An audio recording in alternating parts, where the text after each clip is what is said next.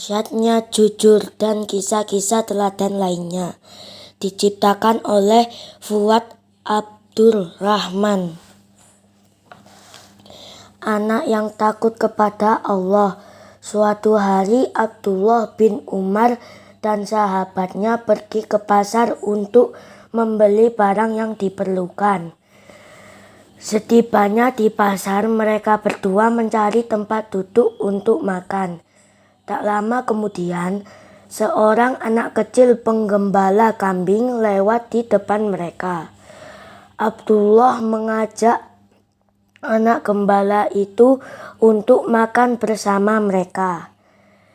"Terima kasih, Tuan, tetapi saya sedang berpuasa," jawab anak gembala itu sopan. Mendengar penuturan yang jujur dari anak gembala itu, Abdullah merasa kagum. "Hai anak gembala, pada hari yang panas seperti ini kamu berpuasa sambil menggembala kambing?" tanya Abdullah. "Tuan, api neraka itu lebih panas lagi," jawab anak itu. "Kamu benar, hai anak gembala," timpal Abdullah. Lalu dia meminta kepada anak gembala itu untuk menjual seekor kambingnya kepada mereka. "Kambing-kambing ini bukan milik saya, tetapi milik majikan saya," tolak anak gembala. Lebih jauh, Abdullah bin Umar ingin menguji kejujuran dan keimanan anak gembala tersebut. "Kamu bisa menjual seekor saja. Katakan kepada majikanmu bahwa kambingnya dimakan serigala.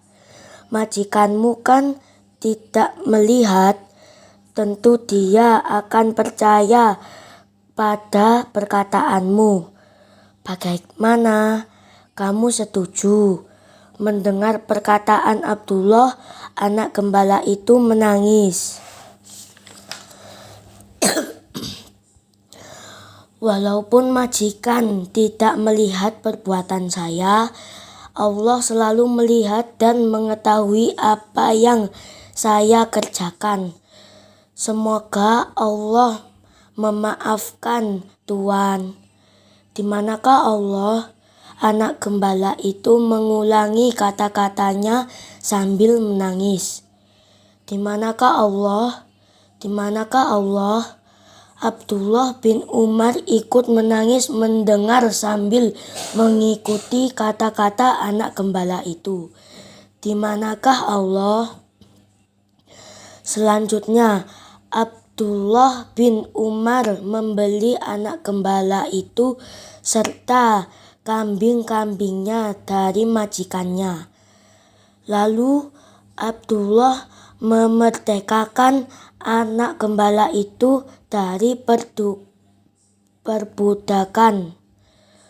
Bahkan Abdullah pun menghadiahkan seluruh kambing itu kepada si anak gembala sebagai balasan atas sifat amanah dan keimanannya. Hikmah kisah 1. Adik-adik hendaknya membiasakan berlaku jujur dan amanah atau dapat dipercaya, karena semua itu merupakan sifat-sifat terpuji yang harus dimiliki oleh orang-orang beriman. Allah Subhanahu wa Ta'ala senantiasa melihat dan mengawasi kita dimanapun kita berada. 3. Hendaklah kita hanya takut kepada Allah Subhanahu wa Ta'ala, baik ketika banyak orang maupun ketika sendirian. 4. Orang yang mempunyai rasa takut kepada Allah Subhanahu wa Ta'ala disertai sifat amanah akan mendapat anugerah dari Allah Subhanahu wa Ta'ala. 5. Takwa itu tidak diwariskan dari orang tua.